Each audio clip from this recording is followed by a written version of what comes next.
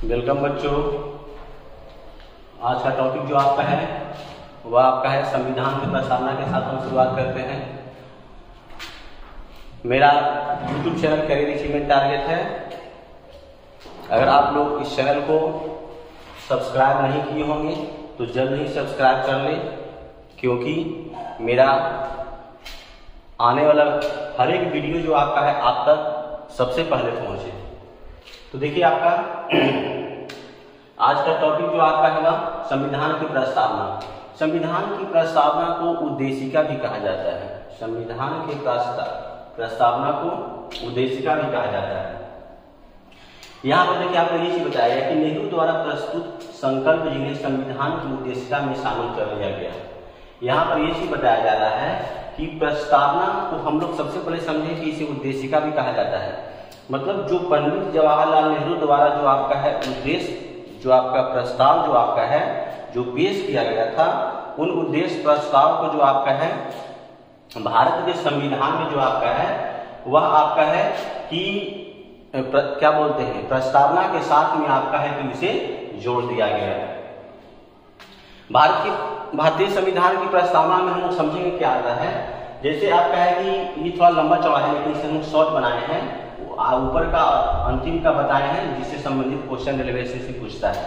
तो देखिए आपका इसमें आपका है कि लिखा हुआ है कि हम भारत के लोग भारत को एक संपूर्ण प्रभुत्व समाजवादी पंथनिरपेक्ष लोकतंत्रात्मक गणराज्य बनाने के लिए उनके समस्त नागरिकों को यहाँ पर डॉट डॉट करते हैं, यानी बीच में कुछ और शब्द है, लास्ट में है दृढ़ संकल्प होकर इस संविधान सभा में आज दिनांक 26 नवंबर 1949 ईस्वी को अंगीकृत और आत्मसमर्पित करते हैं। इसमें देखिए आपका इसमें क्वेश्चन जो आपका पूछता है वह यह पूछता है कि हमारे भारत जो संविधान की प्रस्तावना में है उसमें मूल कुल कितने शब्द हैं। तो इसमें आपका मूल जो आपका है वह 5 ठीक है शब्द है। जैसे संपूर्ण प्रभुत्व संपन्न एक शब्द हो गया, दूसरा समाजवादी, तीसरा पंथनिरपेक्ष, चौथा लोकतंत्रात्मक और पांचवा गणराज्य। ये क्वेश्चन आपका है। अब ये क्वेश्चन आपका ये भी क्वेश्चन पूछता है कि हमारे प्रस्तावना को जो है अंगीकृत कब किया गया है। हमारे संविधान को जो अंगीकृत किया गया है, यानी हमारे संविधान जो अंगीकृत हुआ वह कब हुआ, तो 26 नवंबर 1949 को। तो इसी दिन आपका है कि इसे मान दिया गया है। आगे आपका नेक्स्ट पॉइंट में आपका क्वेश्चन ये क्लियर हो गया, ये भी क्लियर आपका हो गया। तीसरा क्वेश्चन है कि संविधान की कुंजी किसे कहते हैं। तो देखिए आपका संविधान की कुंजी जो आपका है प्रस्तावना को कहते हैं। ये यहाँ पर क्वेश्चन है संविधान की आत्मा। देखिए कभी कभी क्वेश्चन जो आपका ये पूछ देता है कि संविधान की आत्मा किसे कहते हैं, तो इसका आंसर जो आपका देता है वह देता है कि संविधान की आत्मा मौलिक अधिकार को डॉक्टर भीमराव अम्बेडकर ने कहा था। ठीक है, तो वो आपका है कि अलग आप ऑप्शन के हिसाब से आप देख करके बना सकते हैं, क्योंकि यहाँ पर हमने आपको ये भी चीज बता रहे हैं कि प्रस्तावना को भी संविधान की आत्मा किसी ने कहा है। प्रस्तावना को भी संविधान की आत्मा किसी ने कहा है। तो प्रस्तावना को संविधान की आत्मा किसने कहा, तो इसका आंसर जो आपका हो जाएगा ठाकुर दास भार्गव। प्रस्तावना को संविधान की आत्मा किसने कहा, ठाकुर दास भार्गव। नेक्स्ट पॉइंट में कहता है क्वेश्चन आपका रेलवे स्टेशन में बहुत बार पूछ लिया गया है कि प्रस्तावना के अनुसार समस्त शक्तियों का केंद्र बिंदु कौन है। तो प्रस्तावना के अनुसार समस्त शक्तियों का केंद्र बिंदु जो आपका है वह भारत के लोग हैं, क्योंकि प्रस्तावना जो आपका आरंभ होती है तो आप यहाँ पर देख रहे हैं हम भारत के लोग जो आपका है पंक्ति से आरंभ होती है। तो इसी पंक्ति को आपका संबंधित क्वेश्चन बना देता है। क्या कहता है प्रस्तावना के अनुसार समस्त शक्तियों का केंद्र बिंदु जो आपका है वह कौन है, तो भारत, हम भारत के लोग। चलिए आगे आपका नेक्स्ट पॉइंट में चलते हैं। प्रस्तावना को न्यायालय में परिवर्तित नहीं किया जा सकता है। अगर आप सोचेंगे कि प्रस्तावना से संबंधित किसी प्रकार का कोई भी अगर विवादित मामला हो कोई भी शब्द का लेकर के, तो इसको लेकर के हम न्यायालय में जाए, तो ऐसा प्रावधान नहीं है।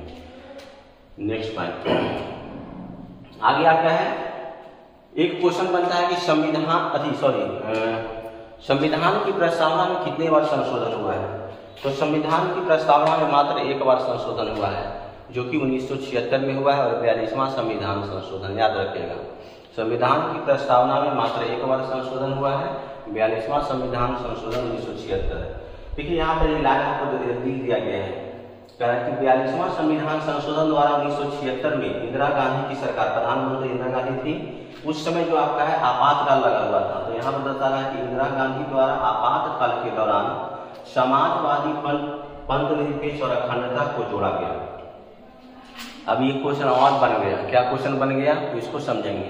जैसे क्वेश्चन अभी तक हम लोग समझे कि संविधान की प्रस्तावना में कितने बार संशोधन हुआ, तो एक बार हुआ, 42वां संविधान संशोधन 1976। अब क्वेश्चन आपका ये बन रहा है कि आखिर 42वां संविधान संशोधन 1976 द्वारा किन किन शब्दों को जोड़ा गया। तो इसका आंसर हो जाएगा समाजवादी, पंथ निरपेक्ष और अखंडता को जोड़ा गया। किन किन शब्दों को जोड़ा गया? समाजवादी, पंथ निरपेक्ष और अखंडता को जोड़ा गया। नेक्स्ट पॉइंट में आता है प्रस्तावना संविधान का अंग है या नहीं। तो पहले पार्ट में आपका क्या था? तो प्रस्तावना संविधान का अंग नहीं है। इसे बेरूबाड़ी यूनियन 1960 द्वारा घोषित किया गया था। पहले 1960 ईस्वी में बेरूबाड़ी यूनियन आपका है, इसके द्वारा यह बताया गया था कि प्रस्तावना जो आपका है वह संविधान का हिस्सा नहीं है। लेकिन फिर आपका है 1973 ईस्वी में केशवानंद भारती यूनियन जो आपका है, इन्होंने यह रिपोर्ट दिया कि नहीं, प्रस्तावना जो आपका है वह संविधान का अंग है। तो ध्यान दीजिएगा, पहले जो आपका बताया बेरूबाड़ी यूनियन 1960 में कह दिया कि नहीं है, लेकिन फिर आपका है 1973 ईस्वी में केशवानंद भारती ने यह स्वीकार करवाया कि नहीं, प्रस्तावना जो आपका है वह संविधान का अंग है। अब यहाँ पर देखिए कुछ शब्दावली है, आप कुछ शब्दावली पर डॉट आपका होगा। जैसे आप लोग को दिमाग में चल रहा होगा कि आखिर इन प्रस्तावना का जो आपका लेख है, इन लेखों में आपका है कि संप्रभुता एक शब्द है। संप्रभुता से क्या समझते हैं? संप्रभुता का मतलब यहाँ पर देखिए पहले लिखा गया है कि संप्रभुता का मतलब होता है, इसका आशय यह है कि भारत न तो किसी अन्य देश पर निर्भर है और न ही किसी अन्य देश का उपनिवेश है। भारत न तो किसी अन्य देश पर निर्भर है और ना ही किसी देश का उपनिवेश है। इसके ऊपर कोई शक्ति नहीं है। यह अपना मामला आंतरिक अथवा बाहरी, यह अपना मामला आंतरिक हो या बाहरी हो का निराकरण स्वतंत्र रूप से करता है। मतलब संप्रभुता का कहने का मतलब है कि भारत की सरकार पर जो आपका है इस तरह का कोई मतलब क्या प्रेशर नहीं है कि आपका है कि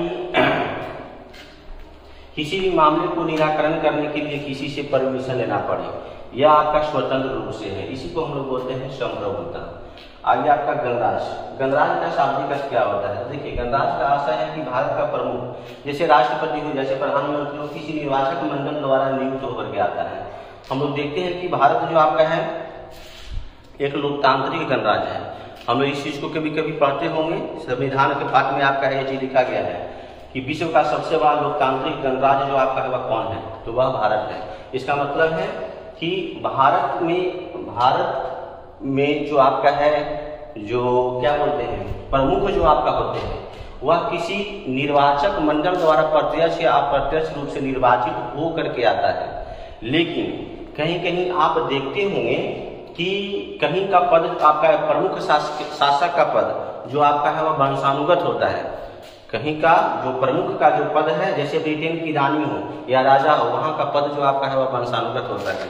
और साथ में वंशानुगत के साथ में आपका ये भी देखा जाता है कि वहां राजा और रानी का पद प्रमुख के रूप में देखा जाता है। ये भी चीज आपका होता है।